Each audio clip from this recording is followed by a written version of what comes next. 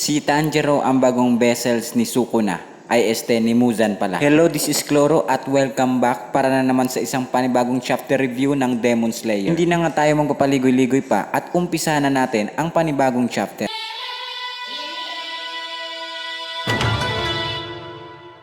Pagkatapos nga ng matinding laban ay nagawa na ng mga Demon Slayer na ma-expose itong si Muzan sa araw. Kaya naman unti-unti nang nasusunog at natutunaw itong hari ng mga demonyo. At nang tuluyan na nga matunaw at maging abo itong si Muzan ay labis nga ang pag-iyak nitong si Kiriya dahil natapos na ang pinakahihintay nilang mangyari na 1000 taon ang nagdaan na nilabanan ng kanyang mga ninuno at mga Demon Slayer itong hari ng demonyo ay sa wakas ay nagawa na nga nila mabatay o matapos itong si Muzan sa kanilang henerasyon. Kaya naman ganun na nga lang ang kanyang pag-iyak sa mga nangyari. Napatulala at tatahimik na nga lang itong sila Murata sa mga nangyari. Gayon din ang ibang membro ng Demon Slayer at mga Kakushi ay hindi makapaniwala na kung patay na nga ba daw ba itong si Muzan. Kaya naman nung tiningnan at na-confirm nila na patay na talaga itong si Muzan, ay hindi na nga nila napigilan ang kanilang sarili at humagulhol na nga sila ng iyak dahil nagbunga nga ang kanilang pinaghirapan sa matagal na panahon na halos hindi nga sila makapaniwala dahil natupad na ang kanilang inaasam. Sa kabilang banda naman ay natumba at nanghina na nga itong si Kiriya. Pero nagbigay pa nga siya ng huling utos na kung saan kailangan nga daw nila asikasuhin itong mga kasamahan nila na sugatan. Magmula nga dyan ay nagumpisa na nga kumilos itong mga Kakushi at mga Demon Slayer para tulungan ang kanilang mga kasamahan. At lumapit naman ang ibang Demon Slayer at mga Kakushi dito kay Gyome. Subalit sinabi nito na hayaan na nga daw siya at wag nang magsayang ng gamot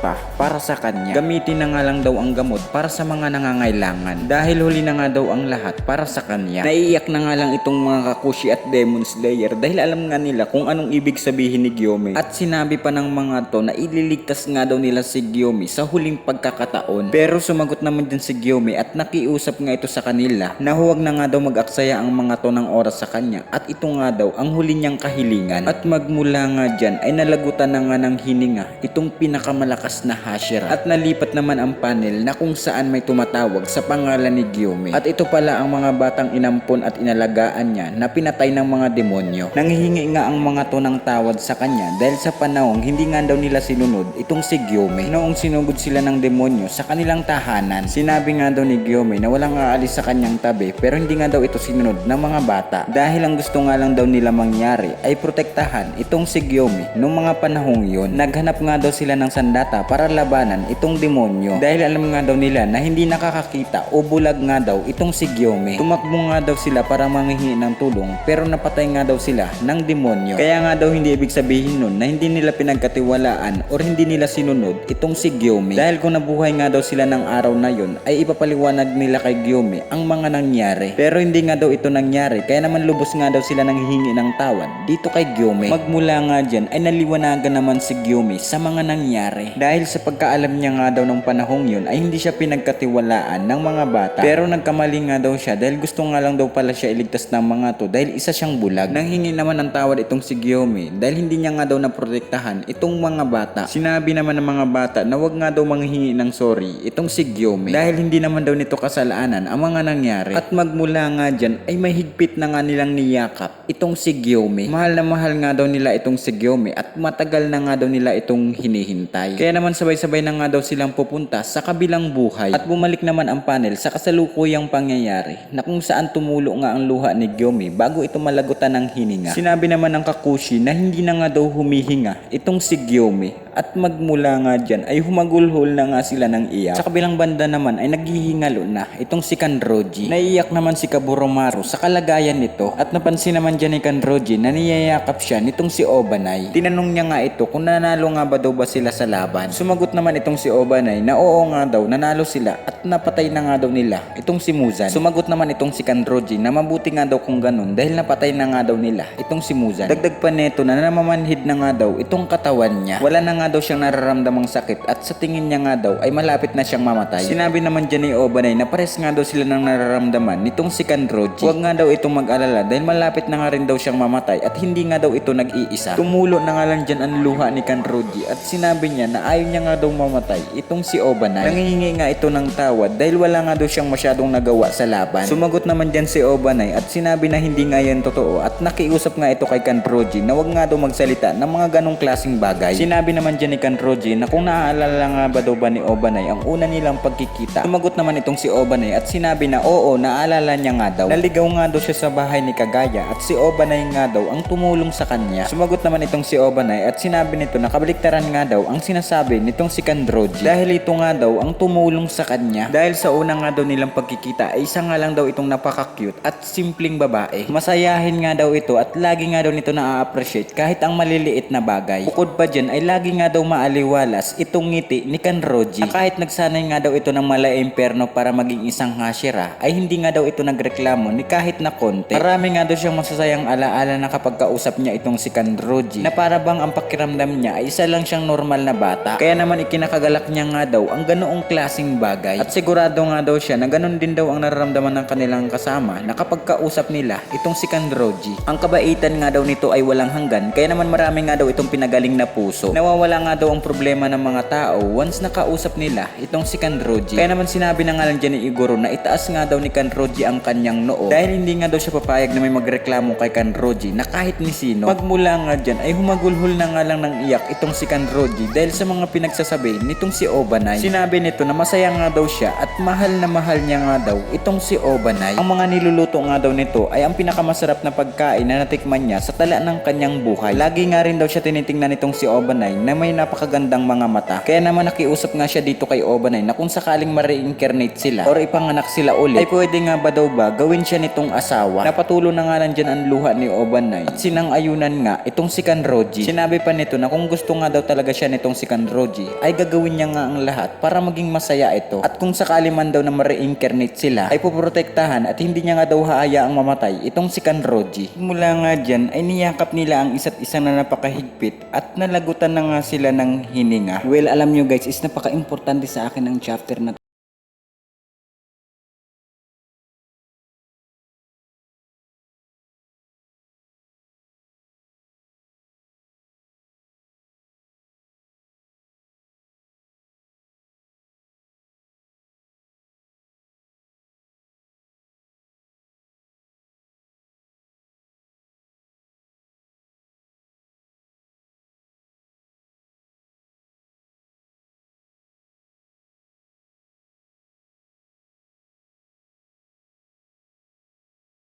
itong si Genya at iba pa niyang mga kapatid na papunta na sa kabilang buhay. Pero lumingon nga siya sa kanyang kanan at tinawag niya ang kanyang nanay. Tinanong niya nga ito na kung bakit nga ba daw ba hindi ito kasama ng kanyang mga kapatid. Sumagot naman itong kanyang nanay na nagtatago sa dilim. Sinabi nito na hindi nga daw siya pwede sumama kung saan papunta ang kanyang mga anak. Naguluhan naman itong si Sanemi at sinabi na bakit hindi nga daw pwede sumama ang kanilang nanay. Kaya naman pinilit niya nga ito na magsama-sama na sila. Pero sumagot nga itong kanyang nanay at sinabi na pinatay niya nga daw ang kanyang sariling anak. Kaya naman hindi nga daw siya nababagay sa langit. Pero bago pa man siya matapos sa kanyang pagsasalita ay sumagot nga itong si Sanemi at sinabi na okay nga lang daw ang lahat. Sasamahan niya na nga lang daw itong kanyang nanay dahil kapag hindi nga daw siya nakasunod agad ay siguradong malulungkot itong si Genya. Kaya naman bubuhatin niya na nga lang daw itong kanyang nanay at pupunta na nga lang daw sila sa impyerno. Pero sa hindi nga inaasahang pagkakataon ay may biglang ang pumigil sa kanilang dalawa at ito nga ay walang iba kundi ang kanyang tatay. Sinabi nito na bitiwan nga daw ni Sanemi ang kanyang nanay dahil sa kanyang nga daw sasama ang kanyang asawa. Pagmula nga dyan ay tinulak siya ng kanyang tatay at bigla na nga lang siyang nahulog. Galit na galit naman itong si Sanemi at sinabi na layuan nga daw ng kanyang tatay ang kanyang nanay. Pero sumagot nga itong kanyang tatay at sinabi na magpasalamat nga daw itong si Sanemi dahil isa niya itong anak. Kaya nagtataglay nga daw ito ng kakaibang lakas. Dagdag pa neto na hindi pa nga daw pwedeng pumunta itong si Sanemi sa kabilang buhay. At magmula nga dyan ay bigla na nga lang siyang nagkamalay kung saan tuwang-tuwa at naiiyak naman itong mga kakushi dahil hindi pa nga daw patay itong si Sanemi. Sa kabilang banda naman ay bigla na nga lang napasigaw itong isang kakushi dahil kinagat nga daw ni Inosuke ang kanyang kamay. Buhay na buhay pa nga daw ito pero nag-aalala sila dahil sumusuka pa ito ng dugo. Umiiyak naman itong si Zenitsu na habang ginagamot siya ng mga kakushi. Sinabi nga nito na kung sakaling mamamatay nga daw siya ay sabihin nga daw nito sa kanyang asawa na walang iba kundi si Nezuko na mahal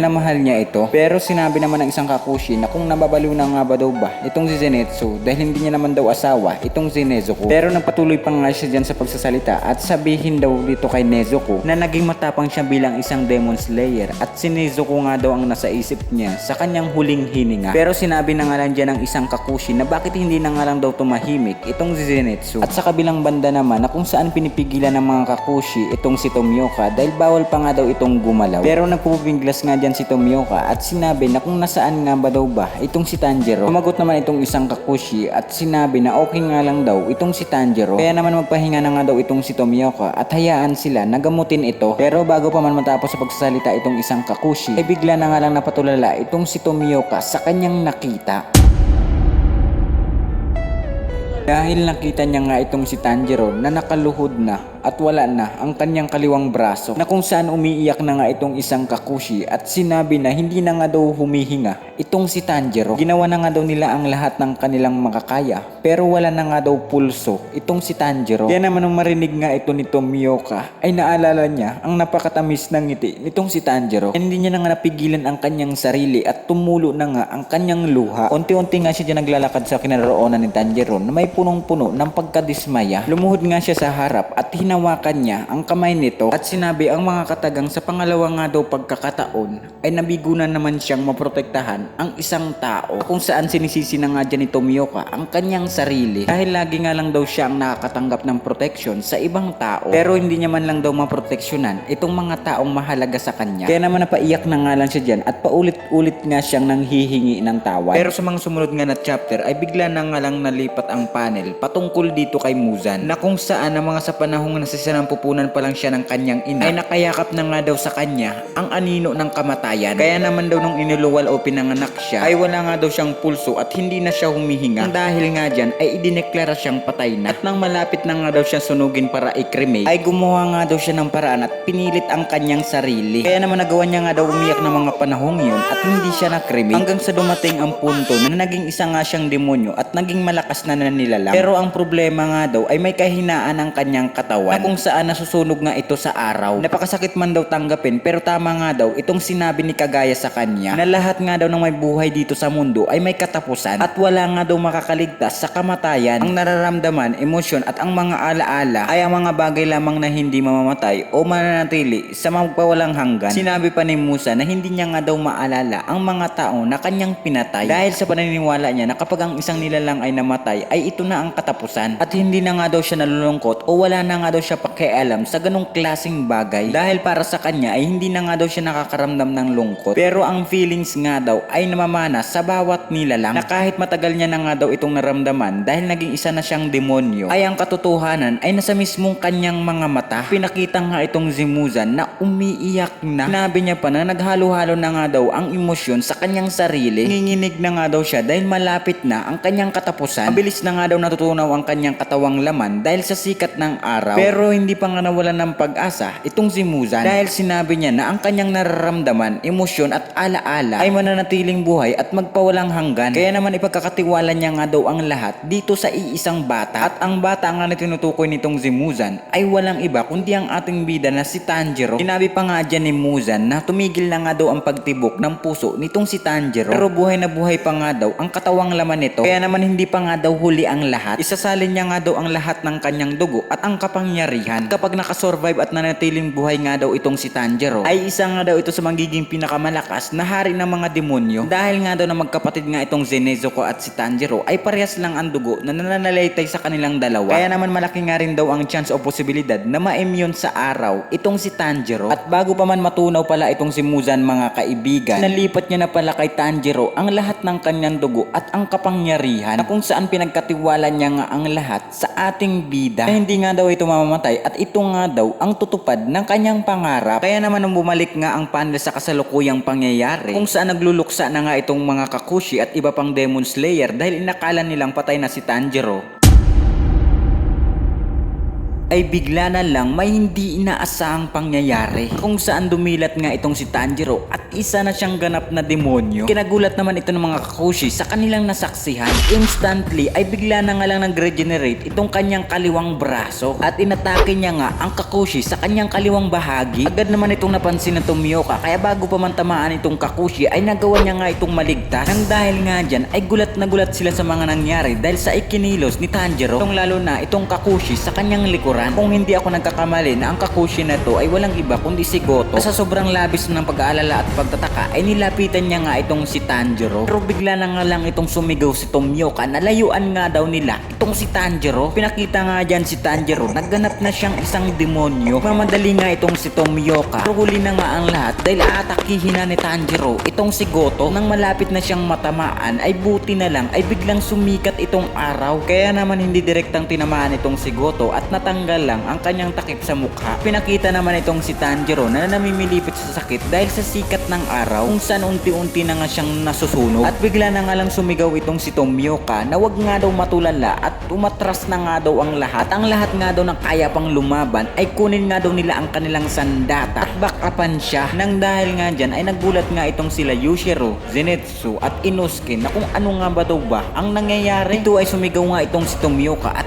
nagbigay nga siya ng impormasyon na kung saan naging isang demonyo na nga daw itong si Tanjiro at kailangan nga daw nila ito patayin bago pa man ito makapatay ng ibang tao. At pinakita naman itong si Tanjiro na patuloy pa rin siyang nasusunog ng araw. Kaya naman bigla na nga lang itong tumakas at tumalon para makapagtago. Pero hindi nga yan hinayaan ni Tomioka at sinaksak niya nga ito sa tagiliran. Sinabi niya na hindi niya nga daw hahayaan na makapagtago itong si Tanjiro. Dito ay naalala niya ang nangyari kanina na kung saan kung na-delay nga daw lang siya ng kahit ni isang segundo ay sigurado nga daw siya na namatay itong Kakushi. Kaya naman napaiyak na nga lang itong si Tomioka at nakikiusap na nga siya dyan kay Tanjiro na kung saan kailangan nga daw nitong lumaban sa pagiging isang tao. Huwag nga daw ito maging isang demonyo at mamatay na lang ito ng mapayapa. Pero sa hindi nga inaasahan ay bigla na nga lang hindi nasusunog itong si Tanjiro. Kaya naman labis nga itong kinagulat at ikinatakot nitong si Tomioka. Kaya naman mabilis nga umatake itong si Tanjiro at direktang tinamaan si Tomioka dito sa mukha. Kitang-kita nga dyan na inilan niya itong atake ni Tanjiro dahil pati ang kanyang panga ay dumugo na rin. Kaya naman hindi niya na nga daw maiiwasan itong susunod na pag-atake na gagawin itong si Tanjiro. Nang malapit na nga siyang matamaan ay bigla na nga lang dumating itong si Inosuke at dineflect ang kanyang atake. Salita nga ito at sinabi na kung ano nga ba daw ba ang ginagawa nitong si Tanjiro na ang lalaki nga daw na may baduy na kimono ay isa sa kanilang mga kampe. Hindi niya nga daw naiintindihan na bakit inaatake ito ni Tanjiro. Nung makita nga ni Inosuke itong kalagayan ni Tanjiro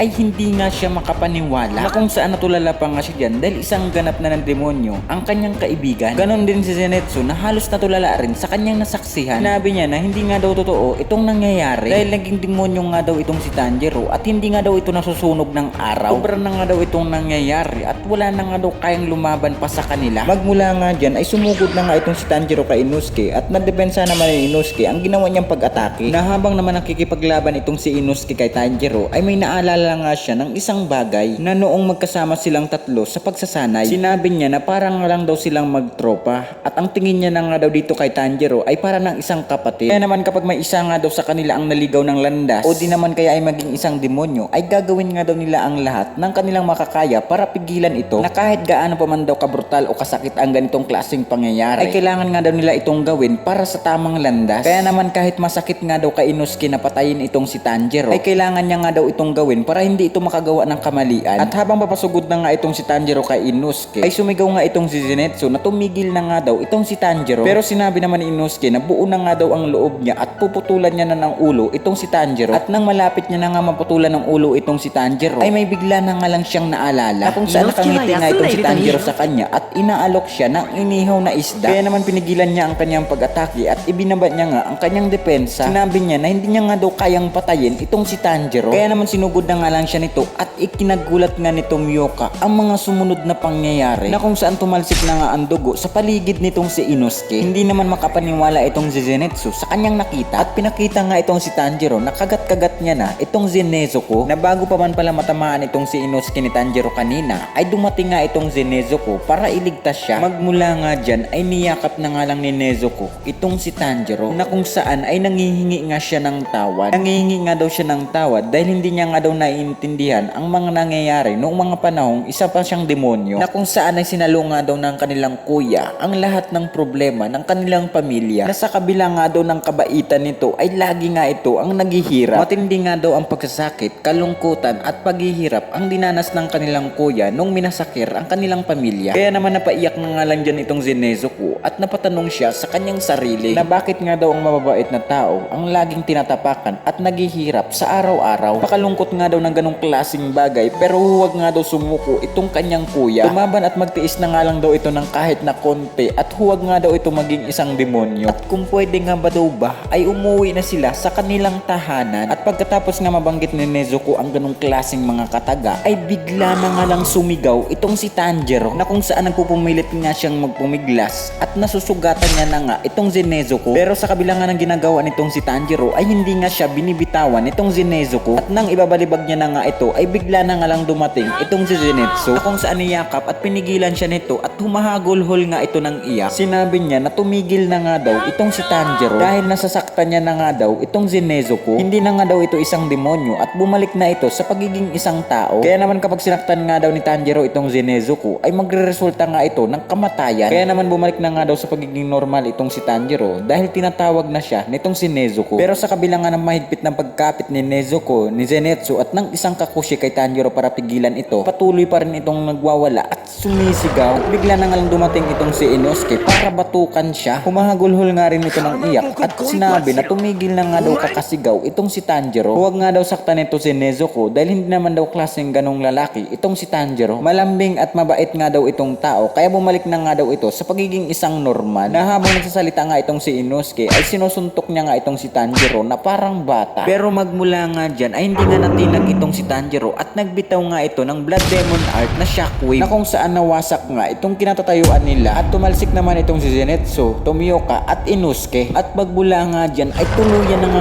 naging demonyo itong si Tanjiro na kung saan naglabas nga ito ng tentacle sa kanyang likuran. Pero mapapansin nga natin dyan na kung saan yakap-yakap pa rin siya nitong si Nezuko na kung saan sinasabi nito na huwag nga daw magpatalo itong kanyang kuya. Pero hindi nga ito nakinig at inatake niya nga itong si Zenitsu at nung malapit na nga itong matamaan, Breeze of Water, Force Form, Striking Type. ay bigla nga dumating itong si Tomioka para i-deflect itong atake nitong si Tanjiro. Sinabi nito na kinagat na nga daw ni Tanjiro itong si Nezuko at alam na nga daw nito ang lasa ng dugo. Kaya huli na nga daw ang lahat at kailangan na nga daw nila patayin itong si Tanjiro bago pa man ito makapatay ng ibang tao. Pero may malaki nga daw silang problema dahil hindi na nga daw tinatabla ng sikat ng araw itong si Tanjiro. Na kahit sa tingin niya nga din daw na kahit ang pulang espada ay hindi tatalab. Kaya naman wala nga daw paraan para patayin itong si Tanjiro. At laking gulat nga ni Tomioka dahil naghahanda na ng Rasengan itong si Tanjiro kung saan umiiyak at mahigpit naman siyang niyakap nitong si Nezuko. Mamakaawa nga ito at sinabi na wag nga daw itong pumatay na kahit na sino. Nung i-release na nga ni Tanjiro ang kanyang Rasengan ay bigla naman hinarang ni Nezuko ang kanyang kamay. Kaya naman hindi direktang tinamaan itong si Tomioka. Napasigaw at umiiyak na nga lang itong si Zenitsu dahil nakita niya na nga naduguan na ang kamay nitong si Nezuko. Magmula nga dyan ay unti-unti nang gumagalaw itong si Tanjiro at nagbabato na nga siya na malalakas na pag-atake. Patuloy pa rin siyang pinipigilan nitong si Nezuko. Sinabi naman dyan ni Zenitsu na tumigil na nga daw itong si Tanjiro at lumayo na nga daw itong si Nezuko. Pinakita naman itong si Inosuke na hindi na makagalaw sa kanyang kinabagsakan. Nagtataka naman itong si Tomioka na bakit hindi nga daw pinapatay ni Tanjiro itong si Nezuko kahit punong-puno na nga daw ito ng dugo sa kanyang harapan at bakit nga daw hindi siya direktang pinatamaan ng atake. Kaya naman naisip niya na nga lang dyan na baka lumalaban pa nga daw itong si Tanjiro at ang kailangan niya nga daw gawin ay pabalikin ito sa dati niyang katinuan. Pero hindi nga daw siya sigurado kung magkakaroon nga ba daw ba ng himala. Dahil napaka-imposible nga daw ng ganitong klaseng bagay. At pinakita naman itong si Yushiro na kung saan banas na banas na nga siya sa mga nangyayari. Papamura na nga lang siya dyan at sinabi niya na kung paano nga ba daw ba nangyari ang ganitong klaseng bagay. Nakakabanas nga daw itong Zimuzan dahil sa kabila nga daw ng kamatayan nito ay nag-iwan pa ito ng kamalasan. Napapamura na nga lang siya dyan dahil hindi nga daw siya makalabas dahil sa sikat ng araw. At ang kanyang Blood Demon technique ay natutunaw rin dahil sa sikat ng araw. Kaya naman wala na nga daw siyang magagawa sa ganitong klaseng sitwasyon. Mula nga dyan ay bigla niya na nga lang nakita itong si si Kanaw na naglalakad na kung saan patungo nga ito sa kinaroroonan nitong si Tanjiro. Sinabi niya na nakakalungkot nga daw ang nangyari sa magkapatid at may bigla na nga lang siyang kinuha sa bulsa ng kanyang damit. Sinabi niya na hindi pa nga daw ito sira at pwede niya pa nga daw ito gamitin at bigla niya na nga lang naalala itong sinabi sa kanya ni Shinobu na kung saan may binibigay nga itong bagay sa kanya. Ginawa niya nga daw ito dahil hindi siya sigurado na kung sapat nga ba daw ba ang gamot na ginamit nila kay Nezuko. Kaya naman gumawa nga daw siya ulit ng gamot na may kasamang wisteria flower. Pero gumawa nga daw ng 3 gamot itong si Tamayo na kung saan kaya nga daw nito maibalik ang demonyo sa pagiging isang tao. Napakagaling nga daw nitong si Tamayo at nakuha nga daw nito ang kanyang respeto. Kaya naman hindi niya na nga daw kakailanganin ang ginawa niyang gamot at ibibigay niya na nga lang daw ito kay Kanaw. Pagmula nga dyan ay bumalik na ang panel sa kasalukuyang pangyayari na kung saan nakangiti na nga lang itong si Kanaw at sinabi niya sa kanyang ate na walang iba kundi si Shinobu na ito nga daw pala ang dahilan kung bakit may natira pa siyang isang mata. At habang nakikita niya nakikipaglaban itong si Tomioka kay Tanjiro ay sinabi niya na hindi pa nga daw nagtatagal na naging demonyo itong si Tanjiro. Kaya naman meron pa nga daw siyang oras at gamit ang isang mata ay gagawa nga daw siya ng malupit na pag-atake dito kay Tanjiro at magmula nga dyan Breeze of Flowers, Final Form, Scarlet Spider Lily Eyes. ay inactivate na nga ni Kanaw ang kanyang final form na kahit magresulta ito ng kanyang pagkabulag. Kaya naman dali-dali nga itong tumakbo sa kinaroroonan ni Tanjiro at napansin naman ito ni Tomioka. Nang makalapit na nga siya dito kay Tanjiro ay bigla naman siya nitong napansin. Kaya naman ang ganda nga ito ng pag-atake at inatake nga siya nito sa mata at nang malapit na nga siya nitong matamaan ay nagawa nga nitong makailag at buhok lang ang nadali nitong si Tanjiro. Pero kahit nagawa nga makailag nitong si Kanaw ay tinamaan pa rin siya ng tentacles nitong si Tanjiro. Pero ang maganda nga dyan ay nagawa niyang maiturok ang gamot sa katawan nito. Sinabi niya na habang tinuturok niya itong gamot ay bumalik na nga daw sa pagiging normal itong si Tanjiro at tigilan na nga daw nito ang kanyang ginagawa. Huwag nga daw nitong saktan si Nezuko at huwag nga daw itong hayaang umiyak. At magmula nga dyan ay bumagsak na nga itong si Kanaw kung saan labis naman nag-alala itong si Nezuko. Pero bigla na nga lang napatigil itong si Tanjiro at bigla naman nalipat ang panel sa kanyang kaloob-looban na kung saan unti-unti na nga nagkakamalay itong si Tanjiro at nakikita niya nga na umiiyak itong si Nezuko. Sinabi nito sa kanya na gusto na nga daw nito umuwi sa kanilang bahay. Sumagot naman siya at sinabi na gusto niya na nga rin daw umuwi dahil pagod na nga daw siya sa mga nangyayari. Kaya naman tinaas niya ang kanyang kamay at nanalangin nga siya sa Panginoon. Nakiusap nga siya na gusto niya na nga daw umuwi kasama ang kanyang kapatid. Pero bigla na nga lang may sumulpot na mata sa kanyang braso. Nagsalita nga ito at sinabi na kung ano pa nga daw ang silbi na uuwi ito sa kanilang bahay dahil patay na nga daw ang kanyang pamilya at ang kanyang bahay ay walang kwenta kundi puro nilibing na bangkay. Kaya naman ano pa nga daw ang punto nito para umuwi pa sa kanilang tahanan. Pero sumagot naman itong si Tanjiro na may magandang alaala nga daw siya sa kanyang tahanan kung saan itong ay patungkol sa kanyang pamilya. Kaya naman habang nandoon nga daw siya at si Nezuko ay hindi nga daw ito mawawala. Kaya naman kailangan niya na nga daw umalis. Pero nagsalita nga itong mata sa kanyang braso at sinabi na wag nga daw itong gumawa ng mga walang silbing bagay. Patay na nga daw itong si Nezuko at pinatay nga daw ito ni Tanjiro. Sinabi naman ni Tanjiro na nagsisinungaling nga daw ito dahil buhay pa nga daw itong si Nezuko. Pinakita nga dyan na unti-unti nang tinutulak pataas ng kanyang pamilya itong si Tanjiro. Sumagot naman itong mata sa kanyang braso at sinabi na wag na nga daw maging makulit pa itong si Tanjiro dahil kung naaamoy nga ba daw ba nito ang dugo ng kanyang mga kakampi. Pinalaban nga daw ito ni Tanjiro at nagawa niya nga daw itong mapatay. Galit nga daw ang mga to sa kanya at wala nga daw may gusto na bumalik pa siya. Sinabi naman ni Tanjiro na gusto niya nga daw bumalik at manghingi ng tawad sa mga taong nasaktan niya. Pero sumagot naman itong mata sa kanyang braso at sinabi na wala nga daw magpapatawad kay Tanjiro kahit gawin niya. Sinabi naman ni Tanjiro na hindi na nga daw siya ang magde-decide sa ganong klaseng bagay dahil naaamoy niya pa nga daw na lahat ay nag-aalala sa kanya. Pinakita nga dyan na unti-unti nang umaangat itong si Tanjiro. Magmula nga dyan, ang mata sa kanyang braso ay nagpalit ng anyo at biglang naging si Muzan. Galit na nga ito at sinabi kay Tanjiro na tumahimik nga daw ito dahil ito nga daw ang magmamana ng kanyang pangarap. Hindi nga daw dapat ito magpatuloy, huwag nga daw ito maniwala sa tao at huwag nga daw ito magkaroon ng pag-asa pa. Dahil kung hindi nga daw ito magiging isang demonyo ay mamamatay nga daw ito sa paglilipas ng ilang taon dahil meron nga daw itong Slayer mark at kailangan nga daw nito pagbayaran gamit ang kanyang buhay. Kaya naman isipin na nga lang daw ni Tanjiro ang kanyang sarili na i-grab or kunin na nga daw nito ang opportunity ng mabuhay ng walang hanggan. Pero tumanggi naman dyan si Tanjiro at sinabi na mamamatay nga daw siya bilang isang tao. Hindi niya nga daw kailangan mabuhay ng matagal at ang gusto niya nga lang daw ay bumalik sa kanyang mga kasama. Tapi ko na nga lang itong si Muzan sa pinagsasabi nitong si Tanjiro dahil gusto nga ba daw ba nito bumalik kahit maraming tao na ang namatay. Susubukan nga ba daw daw ba nito mabuhay ng mag-isa nang walang sinasakripisyong ni isang bagay.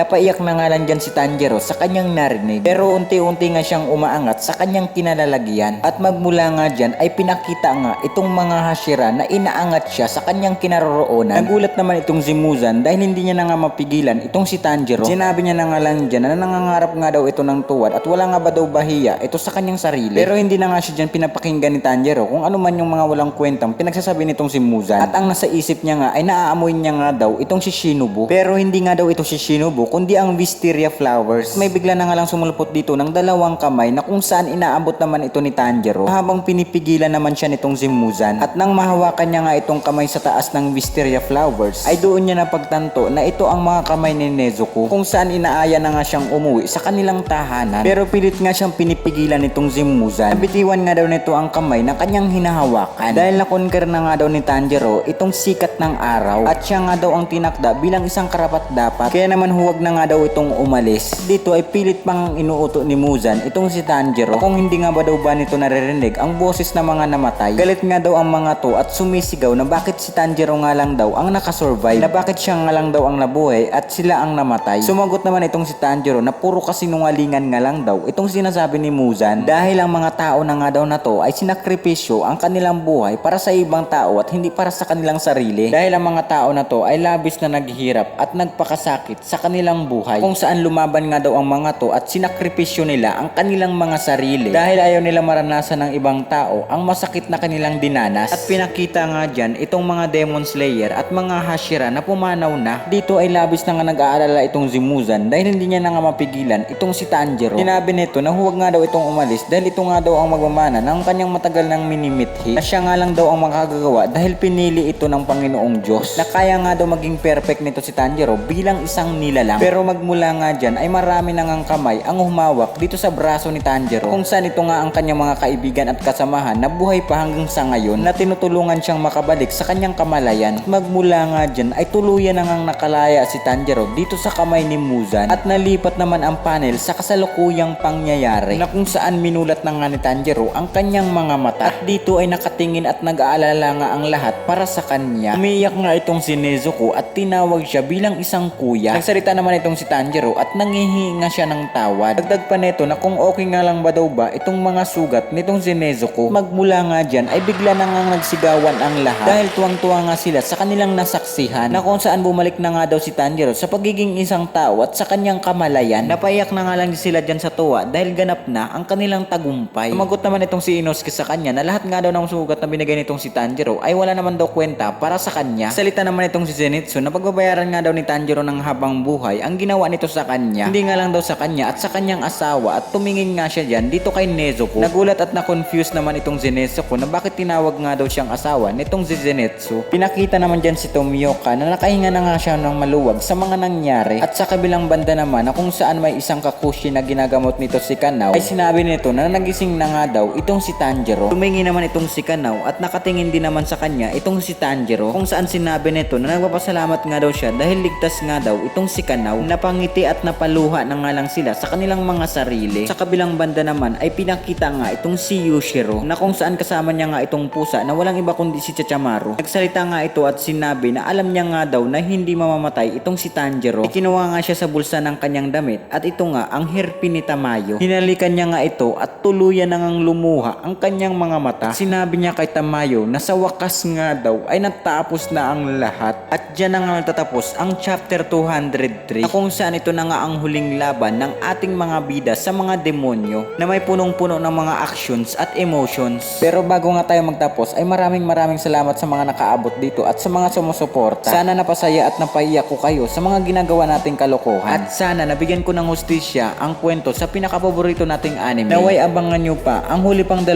chapter ng Demon Slayer para sa masayang pagtatapos.